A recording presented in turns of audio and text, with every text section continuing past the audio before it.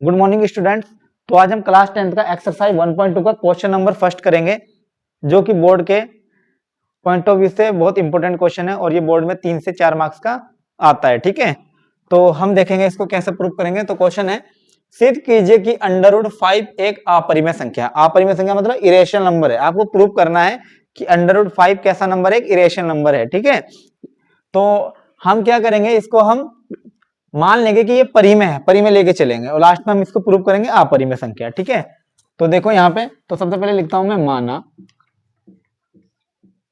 √5 एक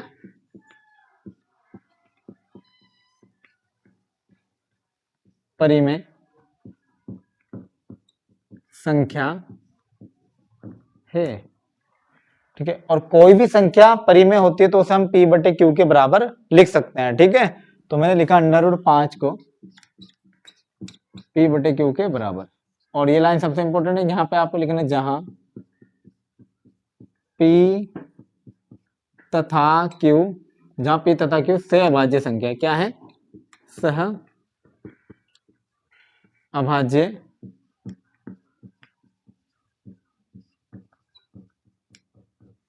और p तथा q क्या है? सहअभाज्य संख्या है। सहअभाज्य का मीनिंग क्या होता है, इसको समझो। इसको बोलते हैं कोप्राइम। क्या बोलते हैं? कोप्राइम। कोप्राइम का मीनिंग क्या होता है? जैसे कोई दो नंबर है, जैसे मैंने लिखा है यहाँ पे 3/5, तो ये देखो 3 और 5 सिर्फ 1 के टेबल में आ रहे हैं, तो 1 के टेबल में आ रहे हैं तो इनका HCF जो का 1 होगा। तो कहने का मतलब क्या है, जिन दो संख्याओं का HCF 1 होता है उनको क्या कहते हैं? कोप्राइम, यानी कि सहअभाज्य संख्या कहते हैं। तो P और Q भी क्या है? सहअभाज्य, सिर्फ 1 के टेबल में आ रहा, P भी और Q भी।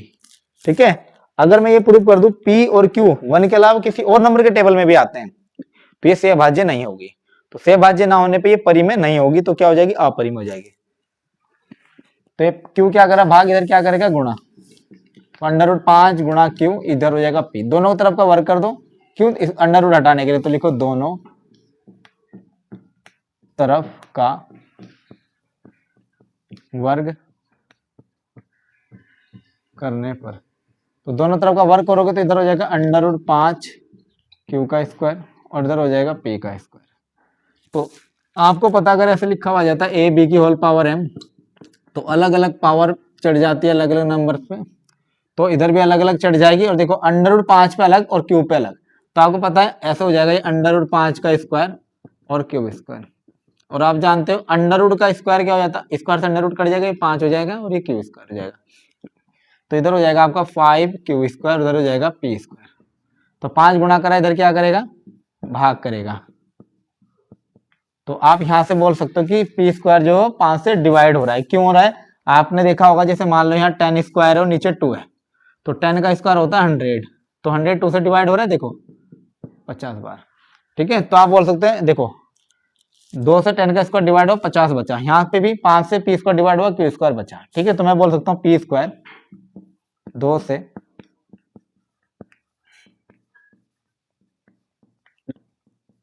विभाज्य है। तो अगर P स्क्वायर यानी कि 10 का स्क्वायर 2 से विभाज्य, तो 10 भी तो 2 से विभाज्य है। देखो 2 से 10 कट गया 5 बार, तो आप बोल सकते हो P भी, तो आप बोल सकते हो P भी 2 से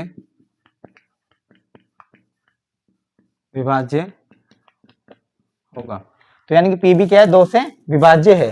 तो अगर P 2 से विभाज्य है तो P की वैल्यू क्या हो सकती है? P हो सकता है 2, हो सकता है 4, 6, 8, 10, 12, सॉरी मैंने यहाँ 2 लिख दिया। यहाँ पे देखो, यहाँ नीचे 5 है, तो आपको यहाँ पे ऐसे लिखना था, यहाँ पे 5। तो 10 का स्क्वायर कितना हो गया? 100। तो देखो 100 5 से डिवाइड हो रहा है, 5 दूनी 10, 20 बार। तो 10 भी 5 से डिवाइड होगा, देखो 5 दूनी 10, 2 बार। ठीक है, तो देखो कहने का मतलब क्या है, 10 का स्क्वायर 100 5 से डिवाइड हुआ, 20 बचा। तो ऐसे यहाँ पे P स्क्वायर 5 से डिवाइड हुआ, Q स्क्वायर बचा। तो आप लिख सकते हो P स्क्वायर 5 से विभाज्य है। ठीक है, तो P स्क्वायर 5 से विभाज्य यानी कि 10 का स्क्वायर 5 से कट रहा, 20 बचा। तो 10 भी तो 5 से कट रहा है, 5 दूनी 10, 2 बार। तो यहाँ लिख सकते P भी 5 से विभाज्य है। ठीक है, थोड़ा करेक्ट कर लेना। समझ आया यहाँ तक? अगर P 5 से विभाज्य तो P की वैल्यू क्या हो सकती है? P की वैल्यू हो सकती है 5, 10, 15, 20, 25, 30, इस तरह से हो सकती है। तो P को क्या लिख सकता हूँ? P इक्वल टू 5 है। तो जहां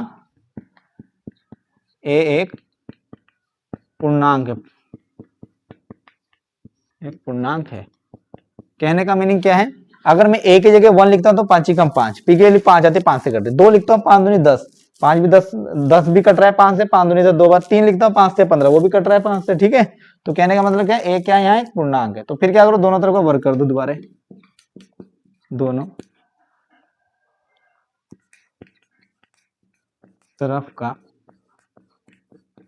वर्ग करने पर, तो दोनों तरफ का वर्ग करोगे तो इधर हो जाएगा पी स्क्वायर और इधर हो जाएगा 5a का होल स्क्वायर, ठीक है। तो देखो पी स्क्वायर की वैल्यू यही है, देखो यहाँ पे क्या है 5 क्यूब स्क्वायर है, इसको इक्वेशन फर्स्ट बना लो, तो लिख दो यहाँ से पी स्क्वायर की वैल्यू 5 क्यूब स्क्वायर, और इधर 5 का स्क्वायर 25 और a का स्क्वायर a स्क्वायर, ठीक हो गया। ये 25 क्या कर रहा है गुणा, इधर क्या करेगा भाग,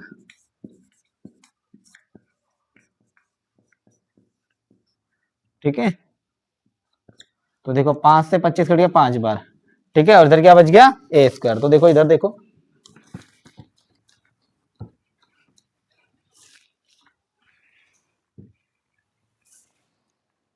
तो देखो यहाँ 5 से 25 कटा 5 बार, तो क्यू स्क्वायर बटे 5 is equal to A square. तो ये हो गया क्यू स्क्वायर बटे 5 is equal to A square. तो अब आप बोल सकते हो कि जो क्यू स्क्वायर वो भी 5 से क्या हो रहा है डिवाइड हो रहा है, तो आप यहाँ लिखो क्यू स्क्वायर 5 से विभाज्य है, तो क्यू भी 5 से विभाज्य होगा। तो क्यू भी भाई 5 से विभाज्य होगा, ठीक है। अब हमने क्यू को भी दिखा दिया 5 से डिविजिबल है और पी को भी दिखा दिया 5 से डिविजिबल है, तो दोनों का आप तो लिख सकते हो अतः पी तथा क्यू दोनों का 1 यानी कि एक के अतिरिक्त 5 भी एक अन्य उभयनिष्ठ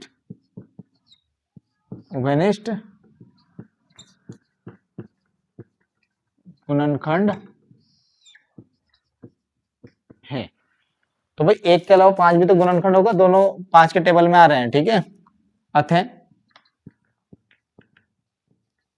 हमारी जो परिकल्पना थी, अतः हमारी परिकल्पना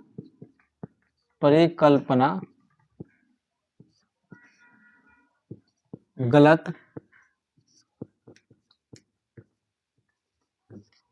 सिद्ध हुई। हमारी परिकल्पना क्या थी कि √5 एक परिमेय संख्या है और ये क्या है सहभाज्य है। तो अब ये सहभाज्य नहीं रहे, ठीक है, तो सहभाज्य नहीं है तो हमारी परिकल्पना क्या हो गई, हमारी परिकल्पना क्या हो गई गलत हो गई। तो गलत होने के कारण क्या हो गया, ये अपरिमेय रह गया। तो आप बोल सकते हो लास्ट में √5 एक अपरिमेय